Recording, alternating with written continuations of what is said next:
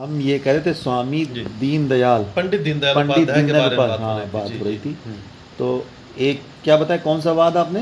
एकात्म मानववाद पे उन्होंने जोर एकात्म दिया। मानववाद एकात्म पे। मानववाद पे हाँ, जोर दिया ये था। अब बताइए। ये मूल धारणा थी उनकी। और 1916 में जन्मे थे और 1967 में इनकी मृत्यु हो गई थी। मृत्यु क्या, हत्या की गई थी मुगल सराय स्टेशन के पास। इनकी बॉडी मिली थी रेलवे ट्रैक के किनारे। अच्छा। हाँ, ये आ रहे थे वहाँ, इनकी बल्कि ये मिले नहीं थे वहाँ। हाँ।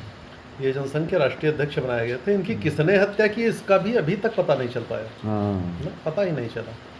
एकात्म मानववाद होता यह है कि इस समय जो पूरे विश्व में व्यवस्था लागू है, हाँ। मौजूदा समय में भी, वर्तमान जो समय में व्यवस्था चल रही है, जो व्यवस्था जो मतलब भारतीय जनता पार्टी के शासन में भी लागू है इस समय भी, वो सिर्फ मन और शरीर इनको लेके चलती है और आत्मा और बुद्धि को लेके ये नहीं चलती।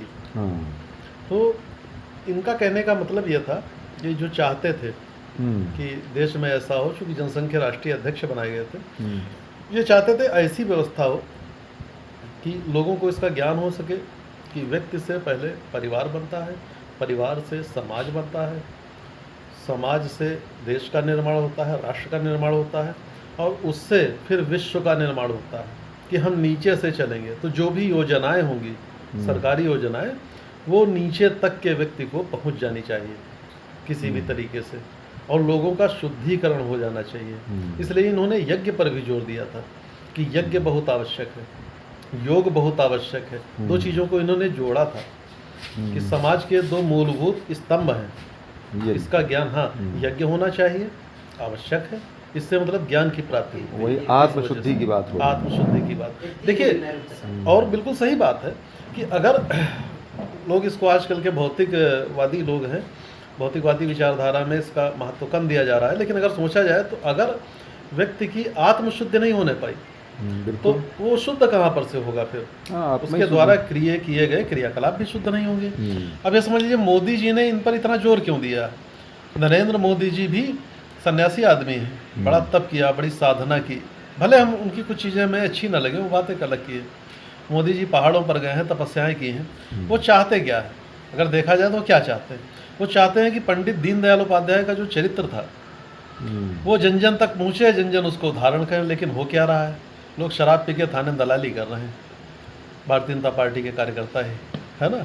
तो मतलब मैं किसी की आलोचना नहीं कर रहा हूँ मैं दीनदयाल उपाध्याय जी के बारे में बता रहा हूँ, आलोचना नहीं करता, लेकिन मतलब चल यही रहा है।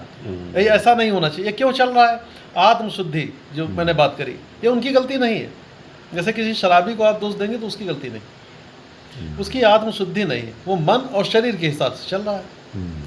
मन में उसके अहंकार घुसा हुआ है और शरीर जहाँ मन बताता है वहाँ चल देता है। जैसे मैं वहाँ से आया, मैं अपनी बात कर रहा हूँ, जैसे मैं उन्नाव से चला, वहाँ से यहाँ आया, और मन करता तो मैं किसी ठेके पर बैठ जाता, किसी मॉडल शॉप पे बैठ जाता, है ना।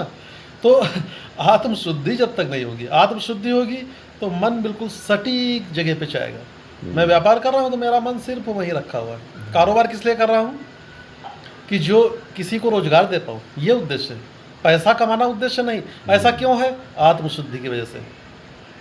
जब आत्मशुद्धि होगी तो जो दीनदयाल उपाध्याय जी ने मतलब कहा है, मोदी जी उसके इतना जोर दे रहे हैं, वो इसलिए जोर दे रहे हैं कि दीनदयाल उपाध्याय की तस्वीर पर सिर्फ माला चढ़ाना उद्देश्य नहीं, उनके चरित्र के बारे में जाने, उनकी हत्या तक कर दी गई, वो बेचारे मार डाले गए। अरे उनके बारे में सोचें। मतलब कहने का मतलब है कि आप माला के साथ आत्मशुद्धि पे भी ध्यान दें, आत्मशुद्धि ध्यान दें, उनके चरित्र पर ध्यान दें। किसी व्यक्ति क्या त्याग है, वो शहीद हो गया देखा जाए, और किसी को पता भी नहीं। जो माला पर फूल चढ़ा रहे हैं उनको भी नहीं पता। मैं कई जगह कि ये व्यक्ति क्यों महान था, क्यों महान था। मैं कई जगह प्रोग्रामों में गया हूँ, मैंने देखा है बड़े बड़े गणमान्य लोग वहाँ पे फूल चढ़ा रहे हैं। मैंने उनसे पूछ भी दिया कि हमको बताइए कि दीनदयाल उपाध्याय जी मतलब ये थे कौन? तो कहने लगे नहीं, पंडित थे। यार पंडित थे, इससे क्या मतलब है? तो इसलिए माला चढ़ा। सब पंडितों पे नहीं चढ़ रहा है भाई, सब ब्राह्मणों पे, पंडितों पे नहीं चढ़ रहा। पंडित थे, पंडितों की शान थे भारतीय जनता पार्टी में। भारतीय जनता पार्टी इसलिए इनको आगे कर रही है कि पंडित लोग वोट देते। बताइए कितनी अज्ञानता की बात है। मतलब मोदी जी इसलिए उनको भेज रहे हैं कि पंडितों का वोट मिल जाए। अरे पंडितों का वोट जहाँ जाना है वहाँ जाएगा।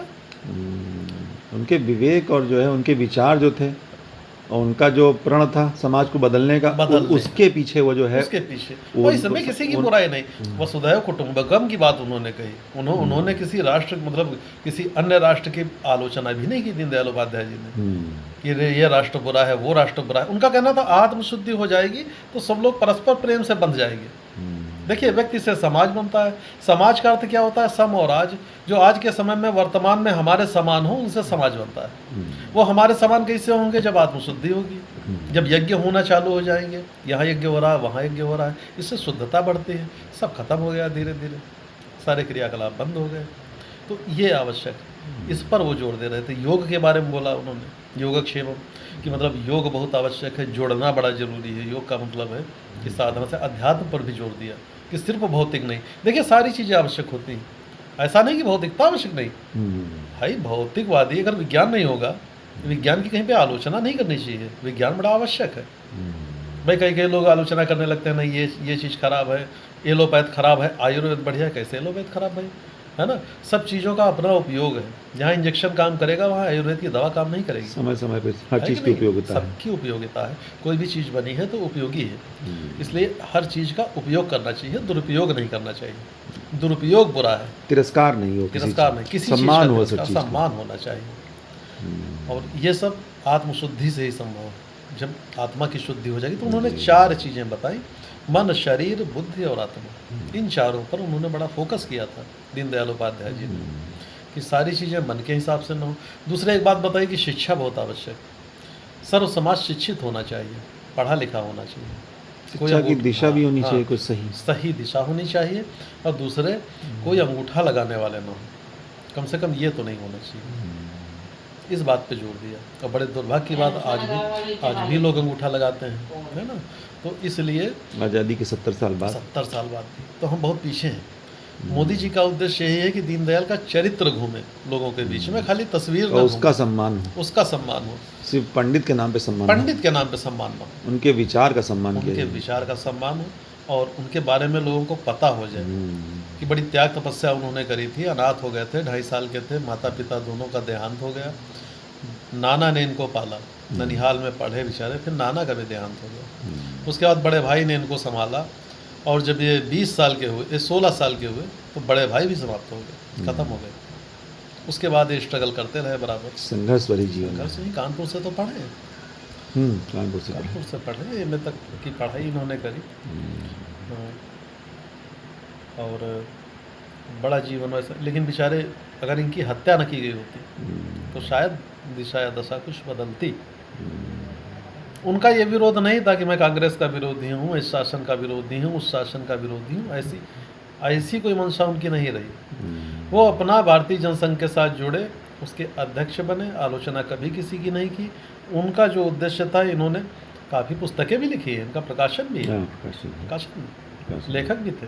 तो इनका उद्देश्य ये था कि हाँ, जो मैं चाहता हूँ, ये समझ लीजिए कि उससे कल्याण हो जाएगा अगर इस तरह की व्यवस्था हो। बड़ा चिंतन करके ये लाए थे। बहुत बहुत धन्यवाद आपका। आपका भी बहुत बहुत धन्यवाद अमित जी।